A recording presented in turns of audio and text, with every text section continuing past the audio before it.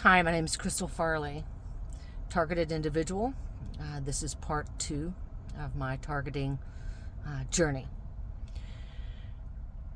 I was having all of these issues with at the time, he was 22-year-old son who went from being a wonderful kid, person, whatever, to horrific overnight, literally, when he was approached by the occult, which I discussed in part 1 of my video. I was having to kick him out of my house over extreme behavior issues. I'd been begging my ex to let him go stay there so we could catch a break and then try to regroup. He refused to leave because he was trying to kill me while I was sleeping. I ended up having to call the police on him. He had been dating this girl. It was really kind of his first girlfriend, and he actually had gotten arrested. She called the police on him for, I don't know, she said he put his hands on her, which historically would have been completely uncharacteristic for him.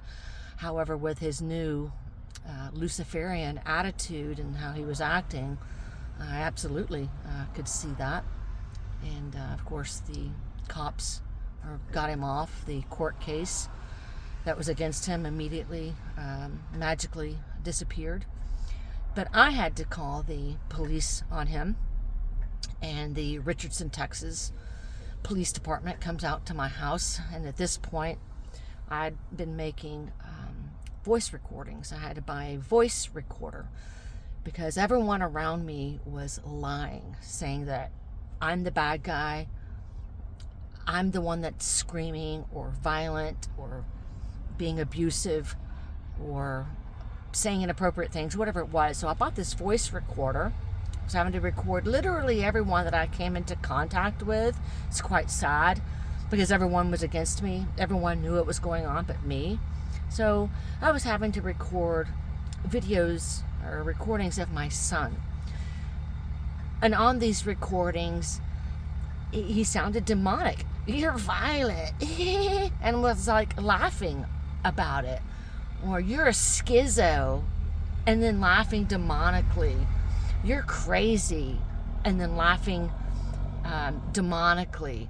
Or I'm going to say you did this to me. And then laughing demonically. So I called the police to my house, and one officer came. I asked the officer to turn on their chest cam prior to coming into my home. And he comes into my home, and the cop is acting completely weird. It was almost like the cop was possessed, doing these weird giggles, saying, "What's your diagnosis?" And I list them off: PTSD, anxiety, depression, and ADHD. Well, there's always others. What else do you have? What medications do you take? Are people following you? Are you hearing voices? And I'm like, I don't hear voices. No. And at the time, I didn't know people were following me. So I said, no. And then he has his hand on his gun the entire time he is talking to me. Meanwhile, I'm listing off names of people that have threatened my life, to include my son. I'm playing voice recordings of people threatening my life, but he has his hand on his gun, not on his taser, not on his spray, on his gun. And I'm literally talking like this. I'm sitting down on the couch. I was actually vaping tobacco, and he looks at me and he's, "What's in that vape? What are you vaping?" And I'm like, "Would you like to smell it? Or would you like to try some? It's tobacco. Do you actually think that I would puff on something illegal in front of a police officer?" The treatment from this cop was so horrendous. Then he asks me where my son is. And is my son okay? Has my son been harmed? And I said, go into his room and see for yourself. He's fine. Anyway, the long story short, the cop was absolutely horrific at me, yelling at me, giggling weird. A Freemason cop, I'm going to bet what little left I own, that he's a Freemason cop. It was all set up. When they're being targeted, usually the police, your local police departments are alerted to, hey, so-and-so on such and such street is a targeted individual. And as soon as you get a call from that house, they go in knowing that they're dealing with a targeted individual, and they treat them a certain way. And I was horrified after that police officer left. I then go into my son's room saying that, it was really embarrassing that I just had to call the police on you. I was trying to get the police to force him out of my house, to force him to go and stay with my ex. And the cop tells me I can't force him to do anything. And I'm like, did you not listen to those voice recordings? Did you not hear me tell you my story that I don't feel safe with him?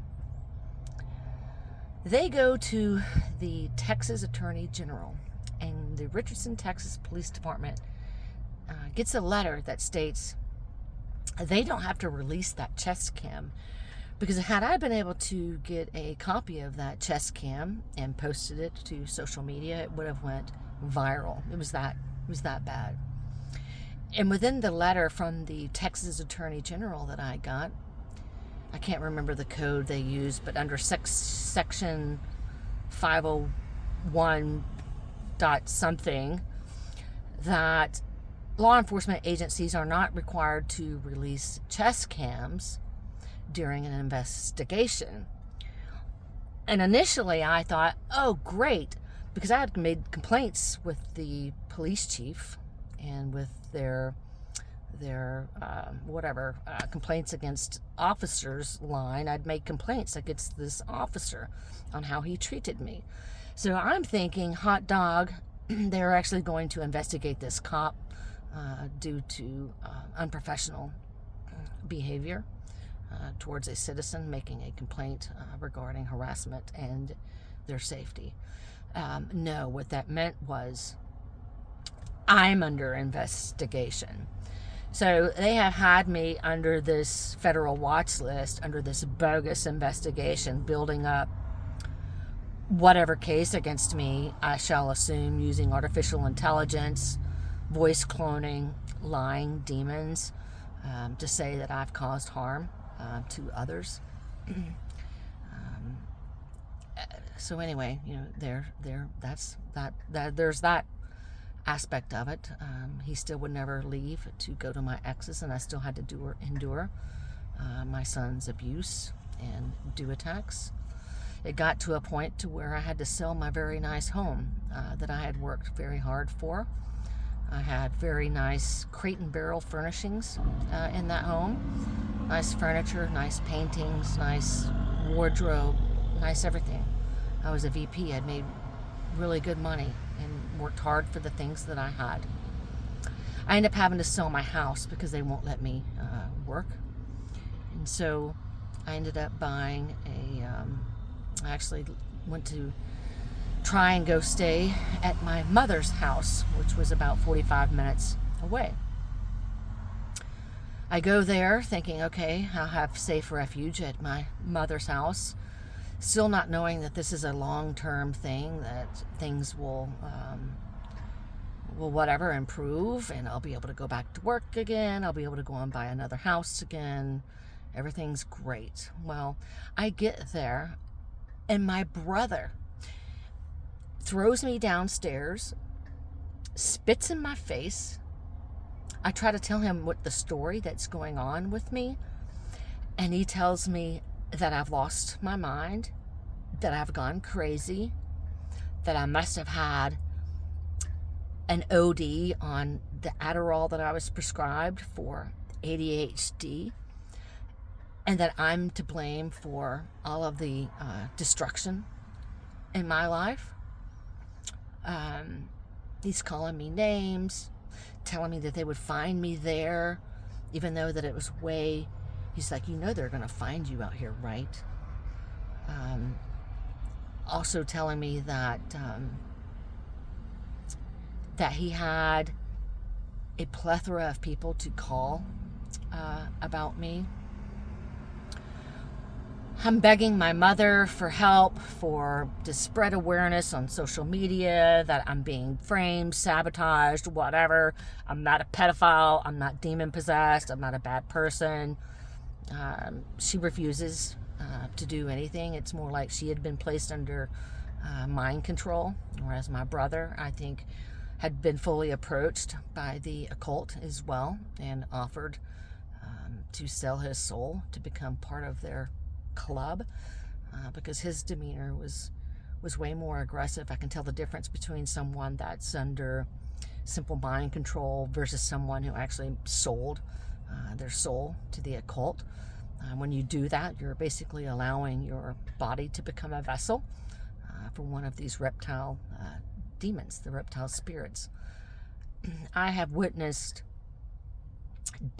demons jumping in and out of bodies that have been around me, to where you could be having a conversation with someone, and then midstream, mid-conversation, or even mid-sentence, the pitch of their voice changes, their vocabulary changes, their face contorts, and then they move back like a big strong gust of wind has hit them, to make it look as if, I don't know, an entity is entering their body, or even leaving their body. So I have seen demon possession around, I don't know, at least a dozen people that were once close to me. So I literally have demons that I didn't even know really even existed until my targeting instance that want me gone. So I ended up having to sell my house. I took the money that I had from my house. I bought a big truck and a camper. I had my 2 dogs and ended up going through 17 states in 2 years, going from RV park to RV park to RV park. Virginia. Actually, the first place I went was I drove from Texas to Washington, D.C. This was at a time when Representative Jim Jordan was on the news speaking about the weaponization of government against American citizens. So I made every effort possible to drive to Washington, D.C. with, I am going to meet with Representative Jim Jordan so he can hear my story, so he can make this all stop. As I'm driving, to Washington, D.C., I'd stopped in Virginia. I was out of money. I just sold my house. I had probably, I don't know, $200,000 in the bank in cash during that time, and went into a Bank of America. And I had been trying to withdraw money to continue my trip, and they would not give me my money. The new employee at the Bank of America had said, I don't know why it's not letting me withdraw your money. This is really weird. I'm going to have to call my supervisor over here. So she calls the supervisor over and turns to her supervisor and says, why does it say TSDB in red on her screen? Because it's not letting me withdraw her money. Because of the Representative Jim Jordan news conversations, I knew what TSDB meant. That means Terrorist Screening Database. So she let it slip and confirmed that I was actually on the investigative federal terrorist watch list. And the look of horror on the supervisor's face, it was classic. It's a shame I didn't have that on camera. They ended up with letting me withdraw some money, so I was able to continue on to my various states. I was unable to meet with Representative Jim Jordan, of course. Really, it was a pointless trip considering that the United States government is completely Luciferian on both sides. So you go into any meeting, even if I had been lucky enough to get a meeting, and start saying that you're being targeted by satanic elite families, well, that's going to not go well because they're all involved in it. They're all part of the club. In fact, it would appear that if you're not part of the satanic or Luciferian cult and you've gone through those initiations, you're not even going to be allowed to reside on Earth for much longer during these tribulations. So I ended up going through all of these various different states, posted up at RV parks. I'd plunk down 2 weeks at a time to try to get a better rate. And usually it would have to leave, 3 days in, because someone would post up right next to me, stealing little things like my sewer hose or my water hose. I've had random things stolen from me that I'd left out on the picnic table. I went to this town called Nancy, Kentucky, a very, very small town, and found an RV park literally out in the middle of a wheat field in the middle of nowhere. I was the only camper there. They had probably 30 RV spots open there. And so I pull in, have the whole place to myself, and in comes a brand new fifth wheel with paper tags, a brand new, very nice F-350 whatever truck with paper tags. And in that truck is a young couple telling me that they had come from South Carolina and they just happened to plop down right next to me in Nancy, Kentucky. And out walks 3 little girls. I don't know, one was an infant.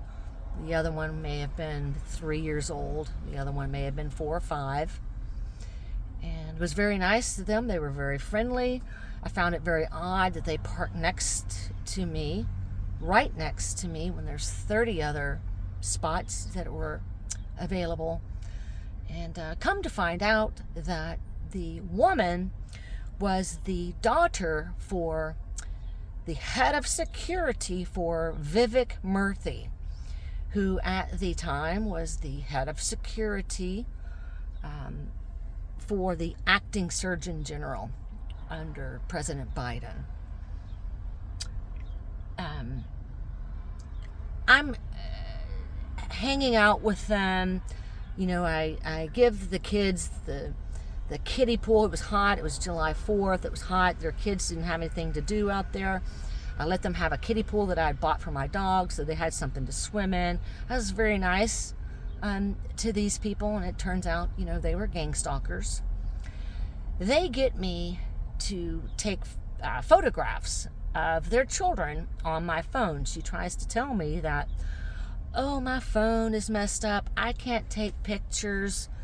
I want to get July 4th pictures of them in their cute little patriotic clothes. So she gets me to take pictures of her children on my phone. And at the time, I'm still talking to Targeted Justice. It was before I knew that they were a complete satanic psyop. And one of their volunteers tells me, Crystal, they send children after targets to try to frame them for things like pedophilia. And I'm like, oh my God, great. I just paid this guy for 2 weeks to stay here. So, again, I'm having to pack up. And if anyone's ever pulled a camper before by themselves with 2 dogs, it's not necessarily easy or fun to do. But I'm like, great. I've got pictures of random children on my phone now because I was doing her a solid. So I guess they're going to skim the photos from my phone to say that I've got like random children on my phone. Great. So I end up going to another RV park there in Kentucky.